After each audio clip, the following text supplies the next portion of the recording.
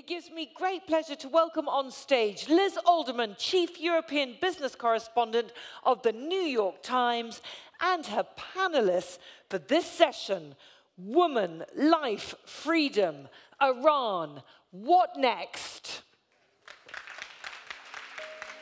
برای توی کوچه رقصیدن، برای ترسیدن به وقت بوسیدن، برای خواهرم، خواهرت، خواهرامون، برای تغییر مغزها که پوسیدن، برای شرمندگی، برای بیپولی، برای حسرت یک زندگی معمولی، برای کودک زباله‌گرد و آرزوهاش، برای این اقتصاد دستوری، برای این هوای آلوده، برای ولیعصر و درختای فرسوده، برای پیروز و احتمال انقراضش، برای سگهای بیگناه ممنوعه. Is there anybody in this room who is not moved by hearing that song? I don't think so. Is there anybody in this room who doesn't know that song? I think that's probably not possible since 40 million people have heard it on the internet. And that song is, of course, Baraye, which I know I'm mispronouncing, but it has become the rallying cry for the protests that have taken place in Iran ever since the death of 22-year-old Mahsa Amini in police custody after she was taken in by the Iranian morality police for allegedly wearing her hijab incorrectly. More than 2.5 months later, the protests are still going strong, but as we've seen, the crackdown has also been very strong by the Iranian regime. And the question now, at this very pivotal moment, is what's next? I'm Liz Alderman, a European correspondent for the New York Times based here in Paris, and it is my pleasure and my honor to welcome this panel this evening of Iran experts who have been focused on pretty much almost nothing but this very issue. Let me start with you, Mahnaz Shirali. You're a sociologist, a political scientist, and a specialist on Iran at the IPAG Business School. You've been following this closely. You know people on the inside. Let me just ask you to very briefly just bring us up to date, if you would, on what is the state of the movement at this point in time?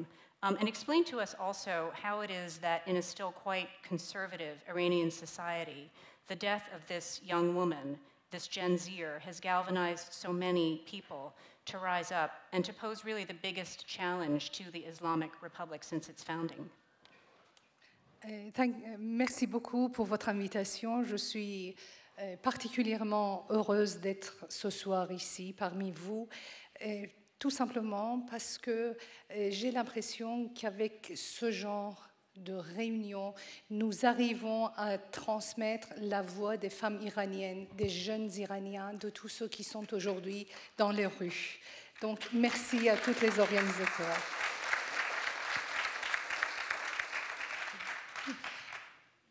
Il se passe quelque chose d'extrêmement important en Iran aujourd'hui, depuis le mi-septembre.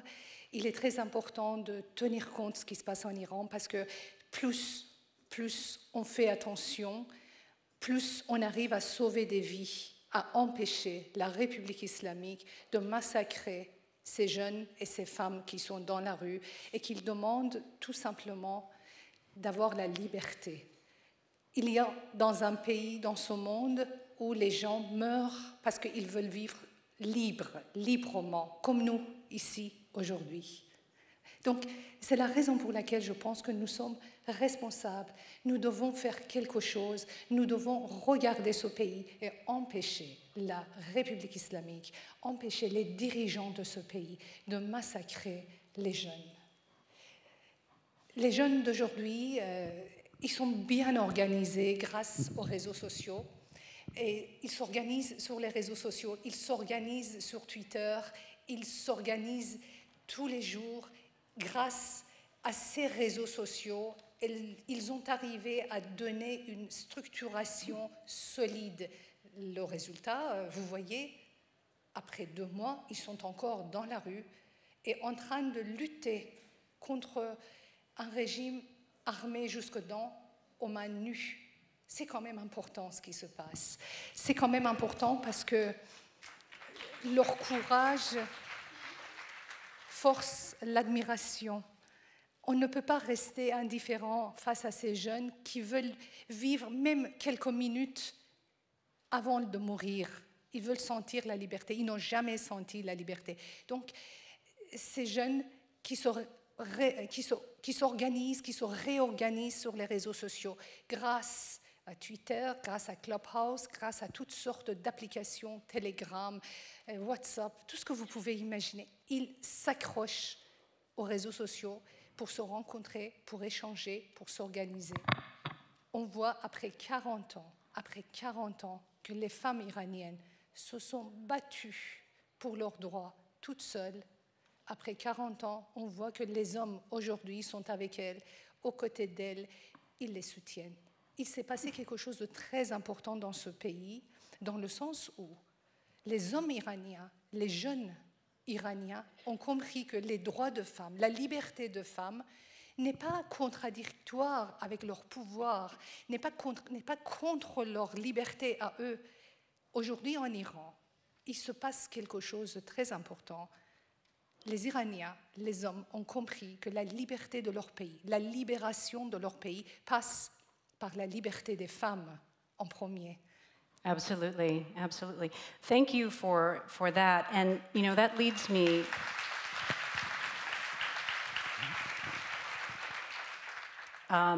to a question for Roya. We're really pleased to have Roya Broumand with us tonight.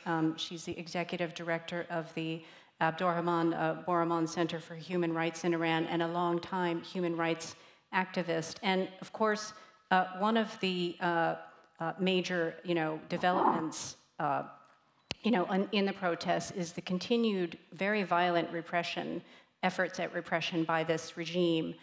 My colleagues at the New York Times, as well as in other newspapers, have been chronicling and documenting just how hard the crackdown has been, especially on young people, even children, more than 15,000 arrests, hundreds of deaths, and now the death penalty being handed out. Roya, talk to us, if you would, about in the face of such violence, what is it that continues to motivate them? And, I mean, how long do you think people will be able to keep hanging on? Thank you very much for having me here, and thank you for the question. I think it's important to have to put these events in their historical contexts. I mean, women, if people are in the streets and women are in the streets, it's not because they cherish martyrdom the way the 1970s revolutionary did. This fight is existential for them. They're out because pervasive discrimination over 4 decades has impacted their public lives and their private life and has turned them into second-class citizens. It's because they have tried all different ways to bring about change, and they have faced the wall each time they have faced the wall. And so I think it's important to understand what the stakes are here and why they are braving death every day for so long. In 1979, the 1979 revolution was an assault on the rule of law, and the executions we document testify to it, the thousands of executions. But it was also, and before anything else, an assault on the rights that women had fought so hard to gain. It was no accident that the first law that the new revolutionary leaders abrogated was the family protection law.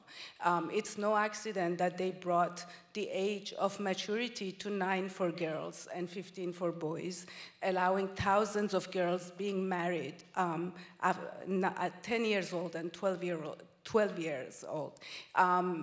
It is no accident that the criminal law brought, valued the life of a woman as half of a man and her testimony as half of that of a man. Women and controlling women, 50% of the population, was the revolutionary leaders' way of controlling the citizens at large. They started with women because men mostly didn't react. And today, as you said, you know, men have joined the fight because they understand that this is existential and it's about all of them. But women, it wasn't that easy. It didn't happen easily. Women came out in the street in 1979, in March 1979, tens of thousands of them, to protest the mandatory veil, the idea of mandatory veil, and they were humiliated and beaten, and for 2 decades, the whole country, the civil life, the political life was shut down. But then when there was some opening, they tried again. They tried by working with reformers in the system, among the revolutionaries. They organized their own civil society organizations. They had campaigns to raise awareness and get signatures against discriminatory laws. They had public events, public gatherings and protests, and each time they were beaten up, they were arrested, their organizations were closed down. A lot of them are now in exile, others in prison, and others are silent. So they did try, but the path to change is blocked. That's why they are in the streets, because they can't have political parties if they don't believe in the discriminatory tenets of the Islamic Republic. They can't run for election, and even if they do, and even if by miracle a law passes in the parliament, there is an unelected body, Guardian Council, that blocks all the laws, which it has done, including for the Convention on the Elimination of Discrimination Against Women. So, I mean, I think that's a very important point that you just made, and I would love to jump off of that point to go over to Nazenin Ansari. You are an Iranian journalist. You're based in London. You're the managing editor of Kayhan London, the only Iranian newspaper, you know, operating outside of the country, a Persian language newspaper. You're very plugged in to the people inside and to what's going on. I mean, what we've been hearing here is that, you know, this is a very significant and meaningful movement, especially put in the historical context that Roya just described. But what is it that makes this time different? Because we have seen, as she just described, a number of large protests, you know, since this regime, you know, took power in 2009, 2019. What is going to make this time different? Will this time really be different? Well, thank you very much. Yes, as you mentioned, there have been a lot of attempts to change the regime. In the beginning of the revolution, there was a coup d'etat, the Nojit coup d'etat. Then we went to 1999, the student protests. Then we had 2003, then we had 2009, 2017, 2019, and now we've got 2022. And between 2019 and 2022, we've had daily protests all over the country. And as Roya mentioned, they were trying to see whether they could work through the system, but it didn't work. What is different about this time? Number one, in previous demonstrations or protests or events, we wouldn't see so many women.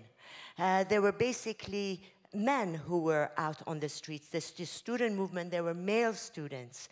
We wouldn't see so many women. So this time that is different. Secondly, whereas before they would be concentrated and atomized so that the regime would be able to really come in and arrest everybody like they did in 2017 or 2019 or 2009 for that matter. Within 5 days in 2019, they closed down the internet, and there are reports between 1,500 to 6,000 were killed under the shadow of, under darkness of information. But this time they haven't done that. We're still getting information out. Why is it that this time they haven't been able to really manipulate it or be able to stop it? And that's because it is dispersed. The same way that the regime has increased its apparatus, the crackdown and the brutal crackdown, the same way the people who have been against Iranians have also developed their methodology.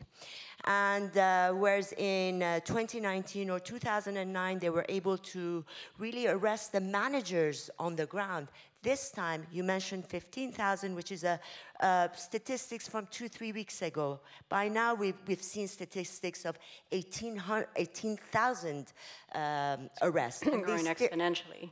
Yes, and they still can't stop the protests. No. So that's another reason. And also, although the engine of this protest are the Z generation, Generation Z, those who were born between 1997 and 2010. But this time, what they are looking for, it is shared, and their aspirations are shared across the population. Only a few days ago, one of the regime insiders, Mr. Abdi, had an interview, and Abbas Abdi has been very active in producing pollings inside Iran. And he was saying, and this interview was done in Iran with regime-affiliated production, but he was saying, first of all, why don't you allow the polls to be published?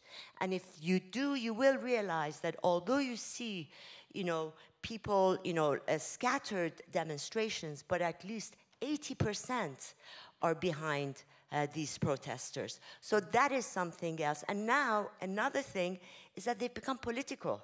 You only have to listen to the slogans that they're looking beyond the Islamic Republic. They don't want the Islamic Republic. They don't want dictatorship.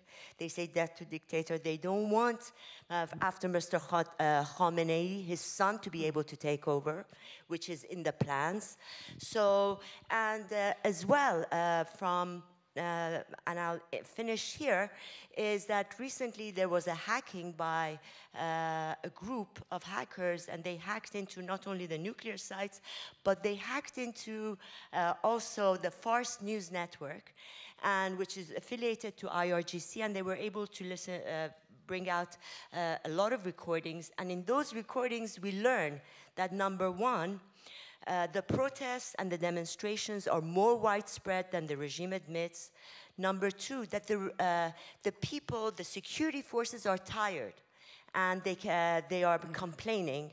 And number three, that from protests now it has expanded into strikes. And over 22 provinces in Iran have been on strike.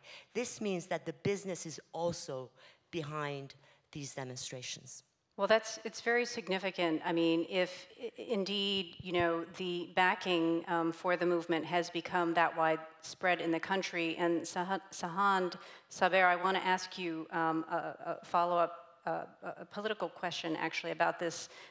Very happy to have a man on this panel as well, Sahand Saber, who's a lawyer at Paris-based Hero Avocat. And also a close observer of the situation in Iran. I want to ask you a question about male participation. But before I do that, just bouncing off of what Nazenin just said, I mean, what is the likelihood that this regime will implement actually a political solution to this? What we're seeing is, again, evidence of wider and wider support in the average population, but also certainly, Iran does remain to a certain extent a conservative country. What is the likelihood that the regime will actually change and give way? I mean, what is a political solution likely? What is that conversation like, do you think, right now in the offices of the president, for example? Thank you, Liz, and thank you for having me.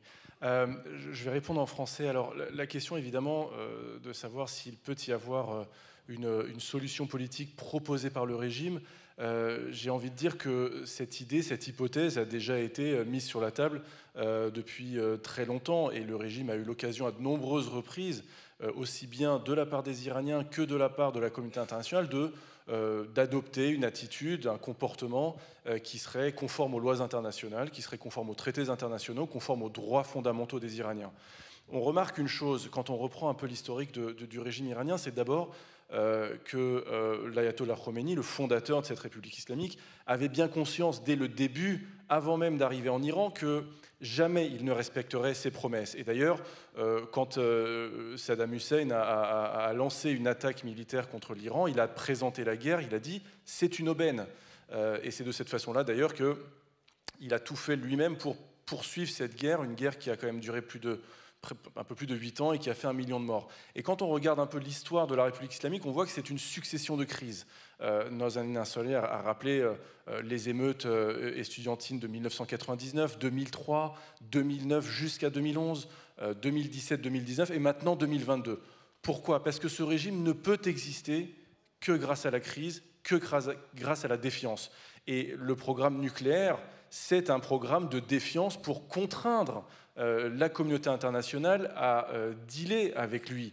Et à chaque fois, c'est ce qui s'est passé. Le nucléaire a été posé comme une condition, disons, on négocie sur le nucléaire si vous faites l'impasse sur les droits de l'homme. Et c'est toujours comme ça que la question du nucléaire a été utilisée. Donc on est dans un régime qui ne peut pas se réformer, qui ne peut pas de l'intérieur trouver une solution qui serait satisfaisante pour les Iraniens, qui viendrait répondre aux aspirations des Iraniens. Et d'ailleurs, moi, je vous renvoie au tweet de l'ayatollah Khomeini, le guide suprême de la République islamique. Il tweet en français, il tweet en anglais, il tweet dans toutes les langues, et toujours avec la même sémantique. Il parle toujours de l'ennemi. C'est toujours le mot qui revient. Il y a toujours un ennemi. Pourquoi? Parce que s'il n'y a plus d'ennemis, il n'y a plus de raison d'être pour ce régime. Donc il faut aujourd'hui comprendre une chose, c'est que toutes les chances ont été données à ce régime. Alors pourquoi aujourd'hui est-ce qu'il y a cette révolte? Il y a cette révolte parce que de l'intérieur, on arrive à cette conclusion que toutes les chances lui ont été données et finalement, ce régime ne veut pas s'adapter à l'évolution du monde. La question des femmes, là-dessus, elle est centrale parce qu'elle est d'abord le dénominateur commun le plus petit entre tous les Iraniens. Que vous soyez riche, que vous soyez pauvre, que vous soyez de telle communauté ou de telle religion, ça ne change rien. Tous les Iraniens aujourd'hui ont cette crainte et Alderman tout à l'heure me demandait qu'est-ce qui fait qu'un homme aujourd'hui, un Iranien peut se sentir concerné par la situation des Iraniennes. Ça commence par des raisons, je dirais, presque personnelles.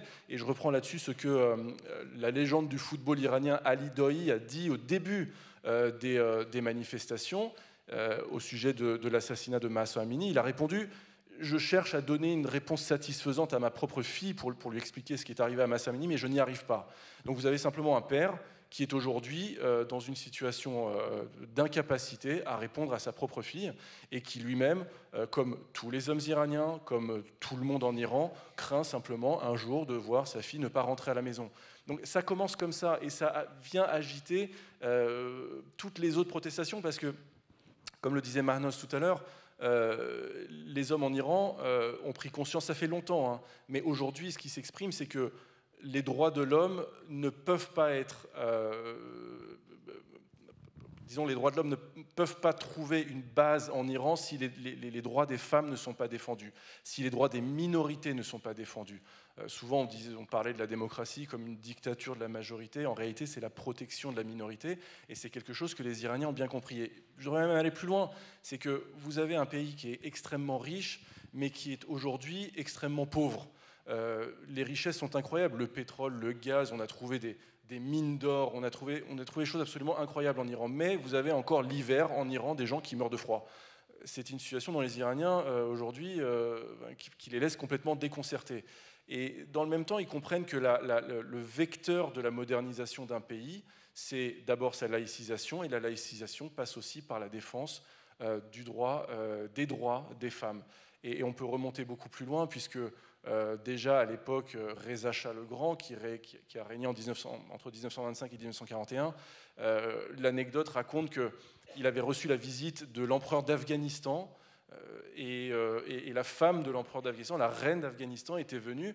Elle était venue sans voile, et face aux religieux iraniens qui s'étaient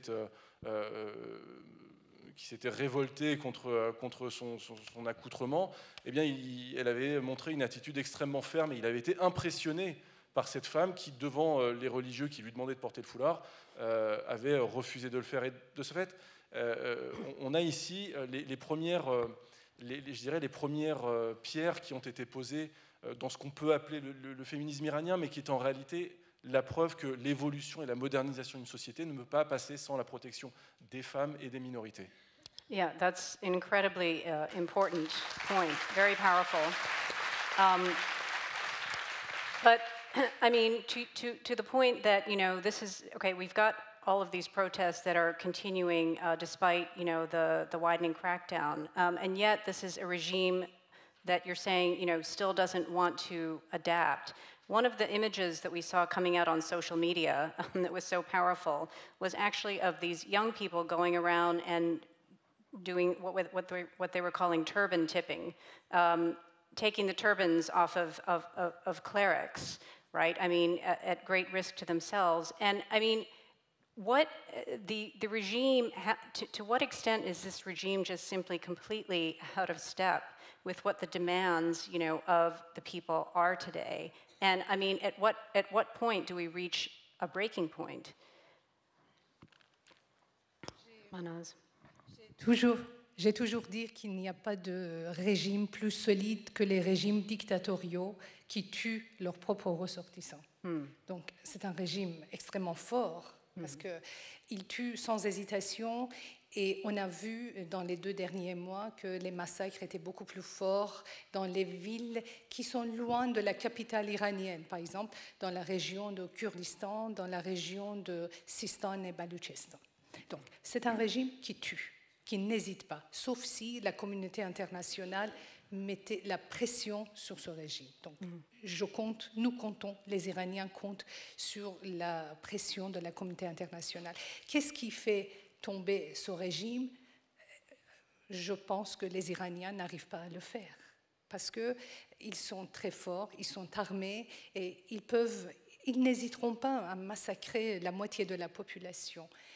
Mais je compte sur la pression de la communauté internationale parce qu'on est vraiment à la veille des très grands massacres.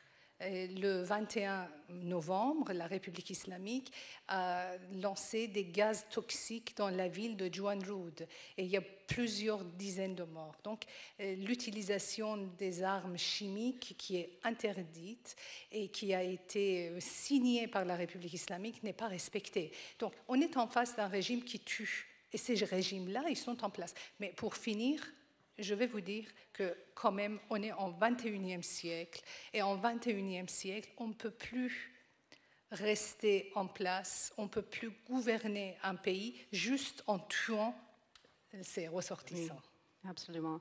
To your point, one of the nieces of Iran's supreme leader, Ayatollah Ali Khamenei, was arrested, as you know, last week after she condemned what she called the, quote, murderous regime. She has called on foreign governments to cut ties with the Iranian regime. I mean, Nazenin, do you think that will happen? Well, yes. You know, Roya, if I may just say, there is this law in economics called the law of diminishing returns. And that is no matter when you keep increasing the seeds that you plant, you won't get as much produce. And this is what's happened in Iran. The more crackdown there has been, and the more security services have cracked down and bodies being created, we've seen more protests. So there is that, I think we have passed that threshold that crackdown really will shut up people. It will not. And secondly, what is different this time is whereas before, the world wasn't behind the women of Iran, wasn't behind Iranians. This time, as the German foreign minister said before the UN Human Rights Council vote, she said, you know, we know that Iranians don't have any voice at the UN Human Rights Council, neither do they have it at the United Nations. That's why Germany plus Iceland plus 55 other countries decided to be the voice of Iranians. So this is what has changed. The world is behind us. But as far as what to do, Yes, Mrs. Farida Moradkhani, along with Masih Ali-Nejad, Dr. Shirin Ebadi, they've all asked for closing down of diplomatic relations, closing down of embassies. But just recently, 6,000 cultural figures of Iran signed a statement. And what they asked for is that for the international community, that's museums, art institutions, cultural institutions, to stop working with regime-affiliated institutions and entities. That's number one. And we saw, for example, when the European Union brought a sanction against one internet company based in Europe who was filtering and providing cloud service for the Islamic Republic. Once they sanctioned that and the company here was closed, a lot of sites were no longer filtered and Iranians could could access information. But I think one other thing which is very important and what activists always ask is for safe spaces for communication inside Iran. It's communication. This is a networked movement. You don't see a leader. You see many, many people on the streets and they're networked, but they need to communicate safely with one another. And what they are asking for from the outside world is what is SDLAN, which is safe spaces for them to be provided to them. And this is something I think the internet companies outside, governments can do to allow Iranians just to speak with one another. Yeah. It's not, yes. Absolutely. And I want to get back to you on that because I think one of the important takeaways from this panel has to be what can each and every person in this room do to help? What can we do to ensure that their voices continue to be heard and that action be taken? But Roya, if I could just jump back over to you.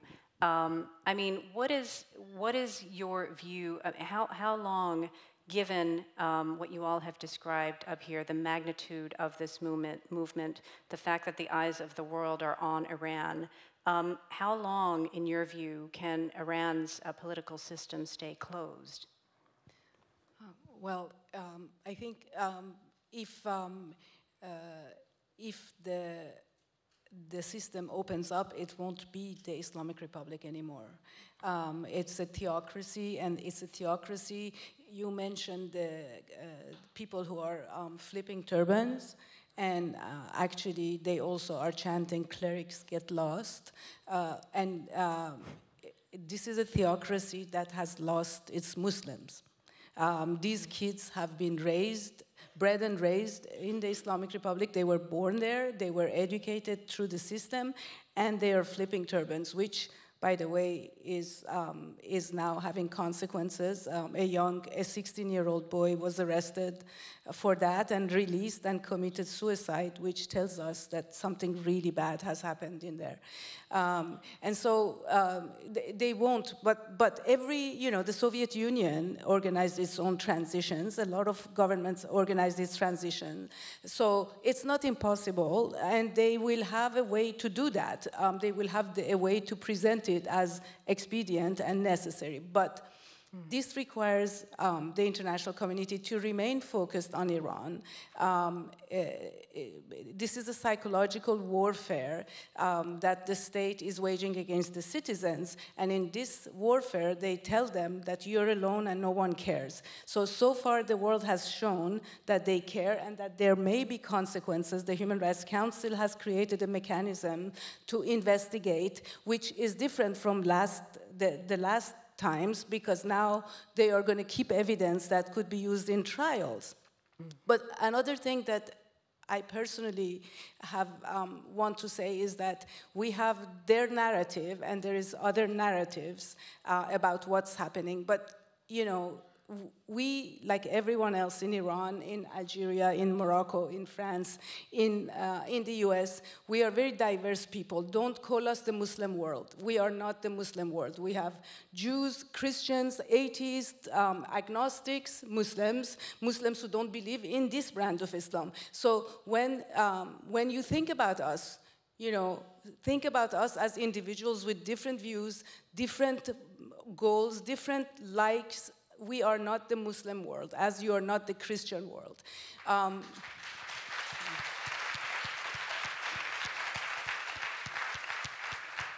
And don't forget us. These kids, they need you.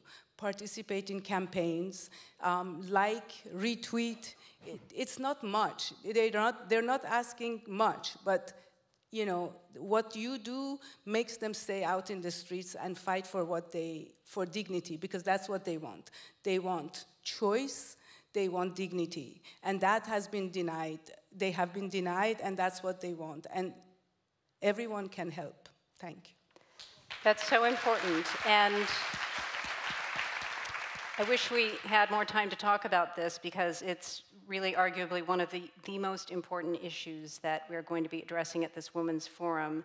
Our time is pretty much up, but I do just want to, and I want to thank you all for coming here, but also for giving this audience ideas about what can be done to ensure that people's voices continue to be heard, whether it be safe spaces, you know, you mentioned sort of, you know, internet, and, you know, obviously kind of keeping the eyes on the world on this, on what is happening.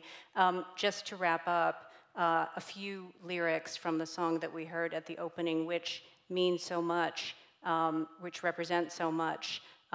This is just a few of the lyrics, but they go for, you know, for dancing in the streets, for my sister, your sister, our sisters, for yearning for a just and normal life. And we all need to remember that. And please, you know, we're going to move on now to a free time, a kind of a cocktail hour, but please use that time to come up and meet our panelists and talk to them one-on-one individually about what you can do and about how you can get involved and make sure that you help make a difference and that we keep this movement really under the eyes of the world. So thank you all so much for joining us today. Really an honor.